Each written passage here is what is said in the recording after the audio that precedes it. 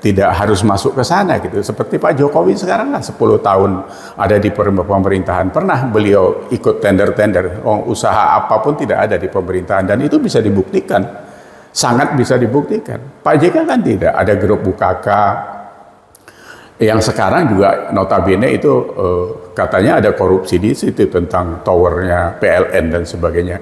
Dan dari dulu itu bukan itu saja, ada bandara dan sebagainya. Masyarakat umum ini tahu Pak sebenarnya.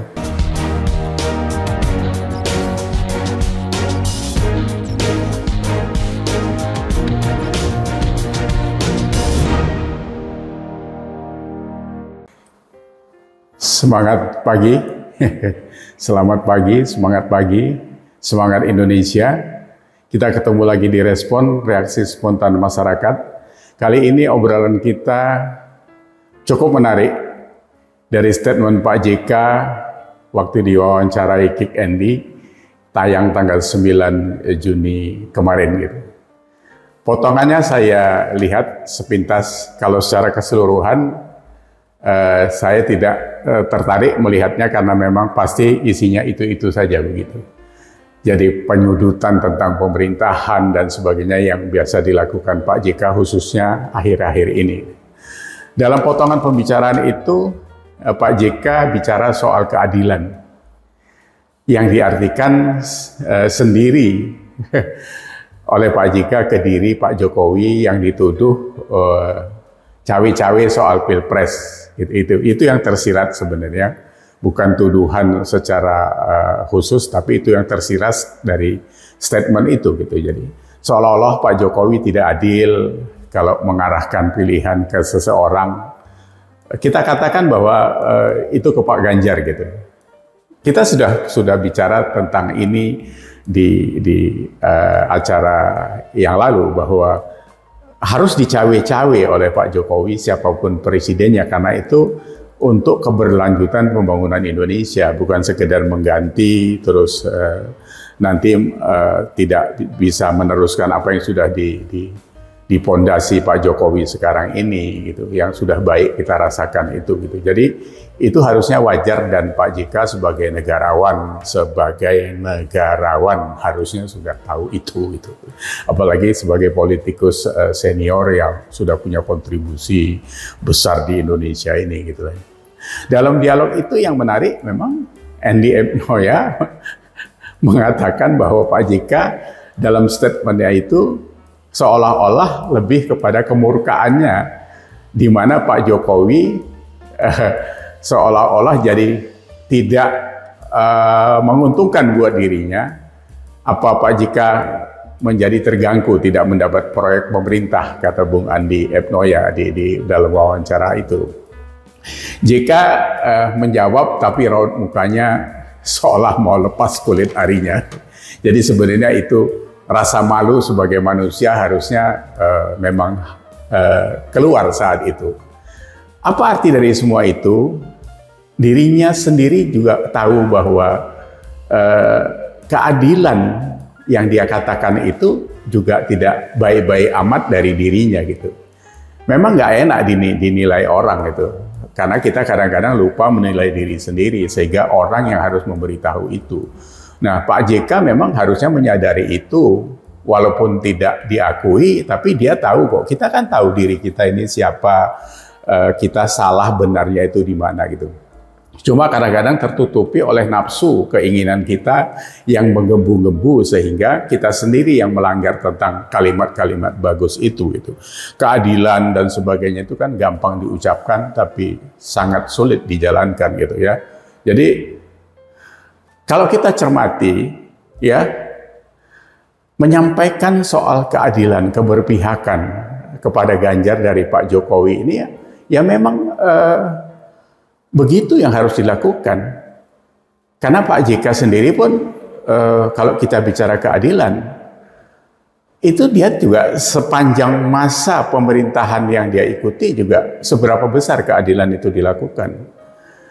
Dari usaha saja umpamanya, kalau Pak JK yang dikatakan Pak Andi Bung Andi Epnoya itu tentang proyek itu. Kalau grup usaha Pak JK masuk di dalam tender dan sebagainya di dalam pemerintahan, itu juga sudah mengganggu. Harusnya tidak harus masuk ke sana gitu. Seperti Pak Jokowi sekarang kan 10 tahun ada di pemerintahan, pernah beliau ikut tender-tender, usaha apapun tidak ada di pemerintahan, dan itu bisa dibuktikan, sangat bisa dibuktikan. Pak JK kan tidak, ada grup Bukaka, yang sekarang juga notabene itu katanya ada korupsi di situ tentang towernya PLN dan sebagainya. Dan dari dulu itu bukan itu saja, ada bandara dan sebagainya. Masyarakat umum ini tahu Pak sebenarnya. Cuma kan kita nggak punya wewenang ke sana. Kami ini rakyat ini nggak punya energi untuk mengurusin itu. Tapi kita tahu semua, apalagi zaman medsos seperti ini. Itu seperti yang saya katakan yang lalu. Jadi Bapak kentut saja pun orang sudah tahu di kemana-mana gitu. Jadi itu yang harus dijaga harusnya. Tentang kredit macet, tentang apa, banyak sekali Pak, banyak dikupas di medsos, berseliweran itu di medsos itu. Apa yang Bapak lakukan itu ditanggapin orang ya.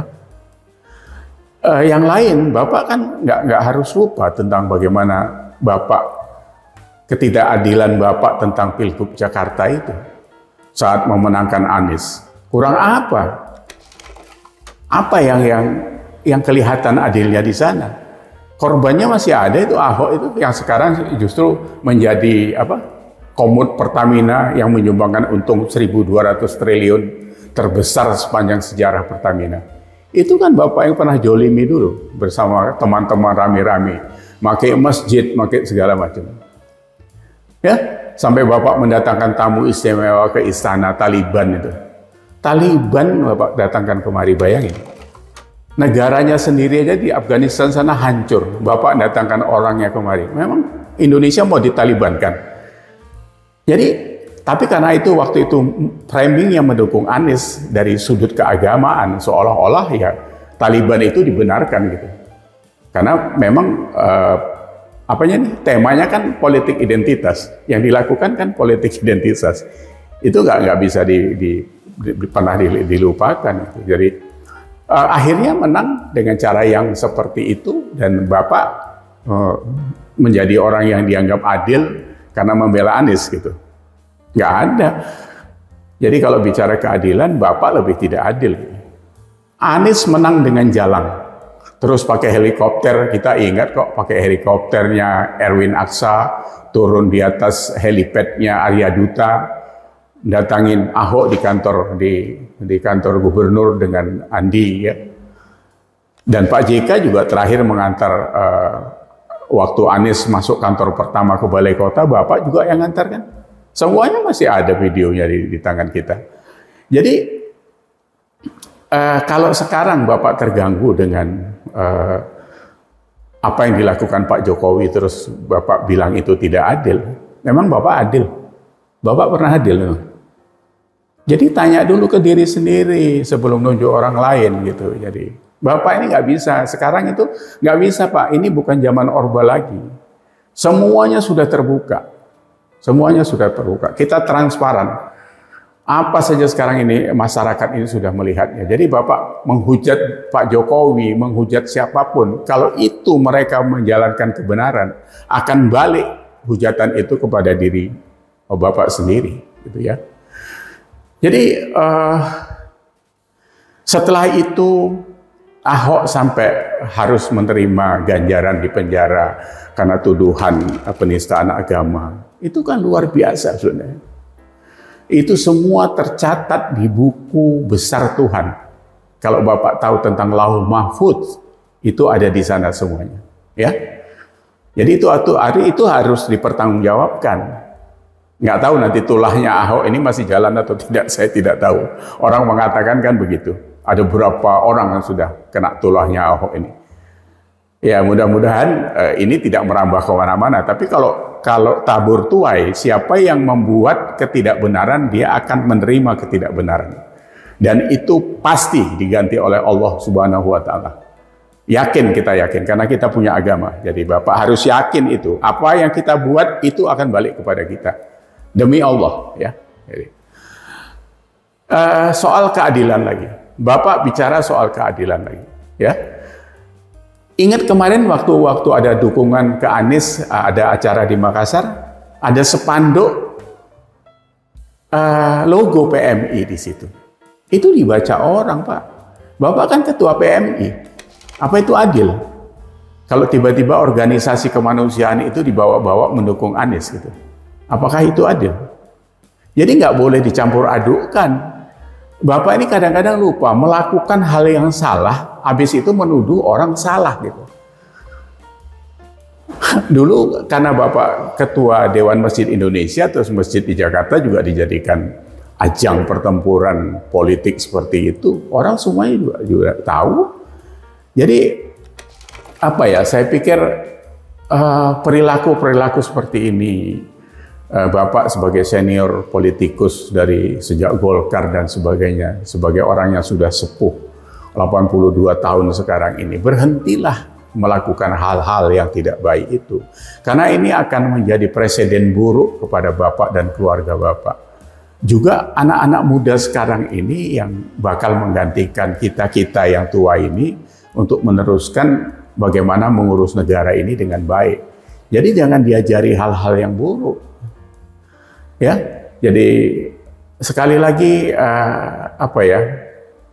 berhenti sajalah untuk meracau hal-hal yang tidak bagus itu gitu. Karena Bapak itu kan sudah beberapa kali kami katakan mantan wapres, prestasinya luar biasa, pengusaha sukses dan sebagainya. Masa itu dirusak oleh kepentingan jangka pendek ke depan ini gara-gara pilpres yang harus mati-matian mengutus Anies yang tidak berprestasi itu. Itu nggak diperhitungkan, Pak. Jadi ke depan ini Anies itu nggak bisa. Bahkan ikut kontestasi saja harusnya tidak pantas. Tidak ada ruang buat dia yang bisa diberikan untuk dia ikut main di situ. Kenapa? Karena memang tidak, kualifikasinya nggak masuk, Pak. Jadi kalau Bapak tidak berhenti, Bapak makin ketahuan betapa murahnya harga Bapak sebagai mantan wapres dan orang yang dianggap punya prestasi di negeri ini. Jadi harapan kami sudahi saja. Kami sudah sampaikan beberapa kali, berhenti saja membuat manuver murahan. Makin Bapak berkoar, makin kelihatan Bapak tak berkelas di mata anak-anak penerus bangsa ini. Jadi era Bapak sudah selesai, usia Bapak sudah sepuh, bukan dipaksa pensiun, tapi tak usah manyun. Jadi nanti makin kelihatan culun gitu, Pak. Jadi Bapak nggak bisa melampaui kelas Pak Jokowi lah. Kalau Bapak kami ukur dengan prestasi enggak. Bapak enggak. Bukan saingannya Jokowi, Bapak. Saya katakan langsung sekarang, Bapak bukan saingan Jokowi. Bapak nggak ada apa-apanya. Walaupun begitu lama Bapak berkecimpung di politik, tapi dengan Pak Jokowi, seujung kukunya pun Bapak tidak ada. Jadi beliau itu sufi perilakunya, sufi bertutur katanya, sufi berakhlaknya, sufi berpolitiknya. Jadi Bapak tidak usah mengusiknya, karena yang beginian itu bukan kelas Bapak. Ya, Bapak harus belajar dengan itu semua karena kita sudah sama-sama sepuh, umurnya juga sudah tidak lama lagi ya.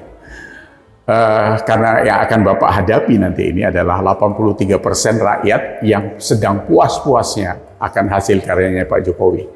Ya, karena kalian itu nggak pernah punya karya seperti itu. Kita menikmati presiden yang luar biasa seperti ini. Jadi nggak usah coba-coba kelas lumpur mau menghadapi kelas langit ya. Nanti buang-buang energi saja. Jadi demikian sekian komentar kami dari Respon. Semoga ini menjadi bisa menjadikan masukan untuk kita berintrospeksi sebagai bangsa, sebagai rakyat, sebagai manusia yang harusnya baik sesuai dengan makomnya gitu. Jadi hentikan saja semuanya yang buruk-buruk itu. Terima kasih sudah menyimak. Sampai ketemu lagi di Respon berikutnya dari rakyat. See you.